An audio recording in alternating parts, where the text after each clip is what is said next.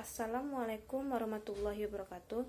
Perkenalkan, nama saya Fitri Diana, nomor BP 20101152610234 dari kelas S6. Baiklah, saya akan mempresentasikan materi tentang kendali blok. Blok kendali kontrol blok merupakan pengendalian yang dirancang secara khusus untuk menanggulangi gangguan-gangguan terhadap sistem. Dalam konsep sistem terdapat dua komponen tambahan yang sering tercakup dalam pembahasan sistem secara keseluruhan. Kedua komponen dimaksud adalah umpan balik, feedback, dan kendali sistem kontrol.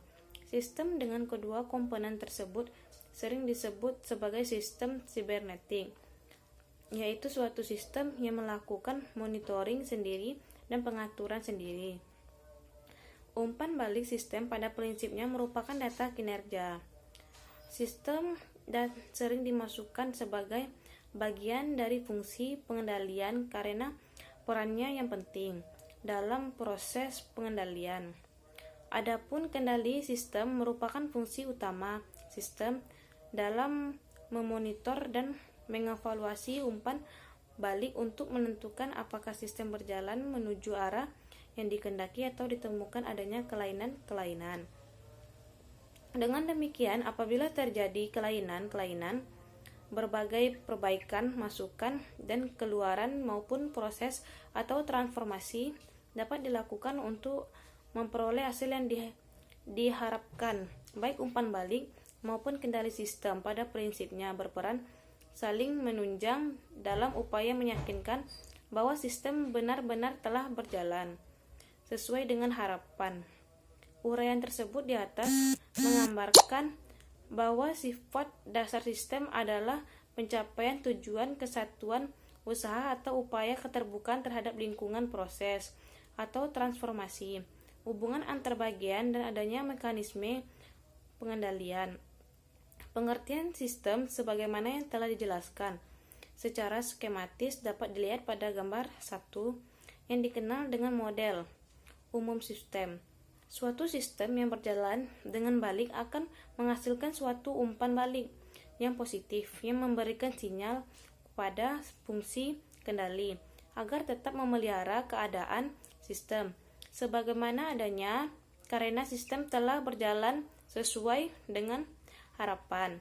Selanjutnya, sistem yang berjalan tidak sesuai dengan harapan akan menghasilkan umpan balik yang negatif. Dalam dunia nyata, keadaan sistem cenderung menghasilkan penyimpangan dari tujuan semula.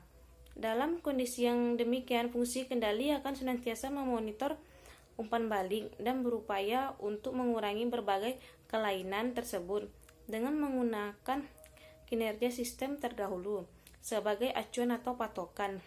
Sistem adalah suatu kesatuan utuh yang terdiri dari beberapa bagian yang saling berhubungan. Model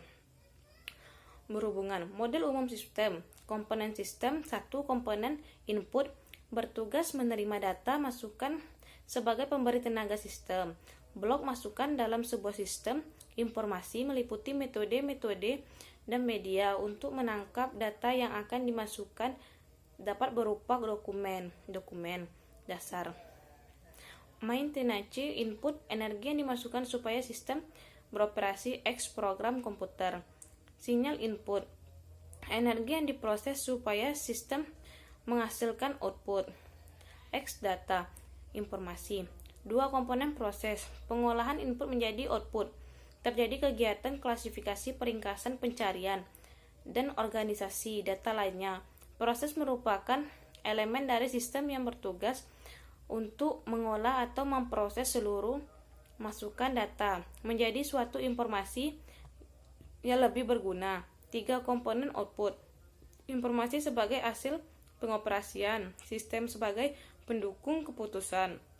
Blok keluaran berupa berbagai data keluaran seperti dokumen, keluaran output, dan informasi yang berkualitas yang berguna untuk semua pemakai. 4. Komponen tujuan menunjukkan sasaran yang ingin dicapai atas operasinya sistem. Tujuan sistem dapat berupa tujuan organisasi, kebutuhan organisasi, permasalahan yang ada dalam suatu organisasi, maupun urutan prosedur.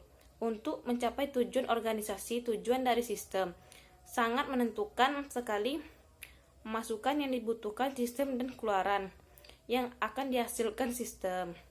5.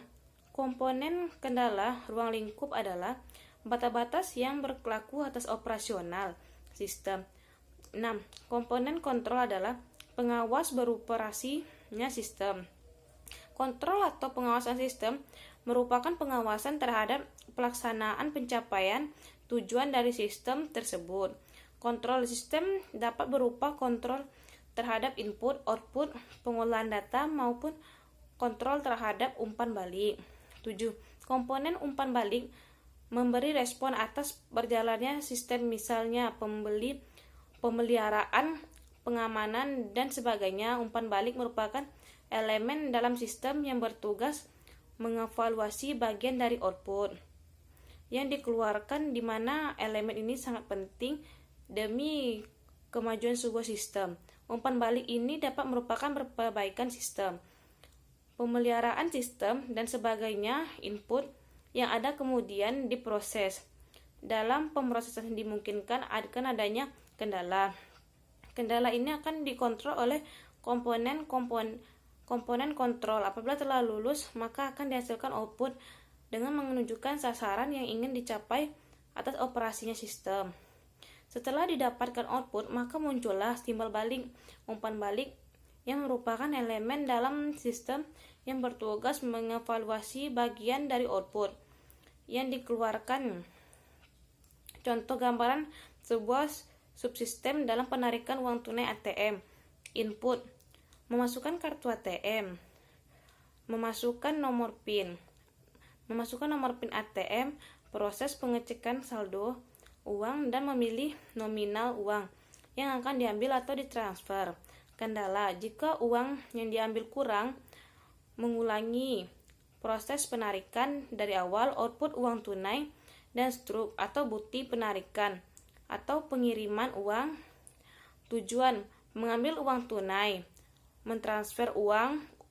Umpan balik: apakah uang yang diambil atau ditransfer sudah cukup apa belum? Hanya itu yang dapat saya sampaikan. Lebih dan kurang saya mohon maaf. Saya akhiri. Assalamualaikum warahmatullahi wabarakatuh.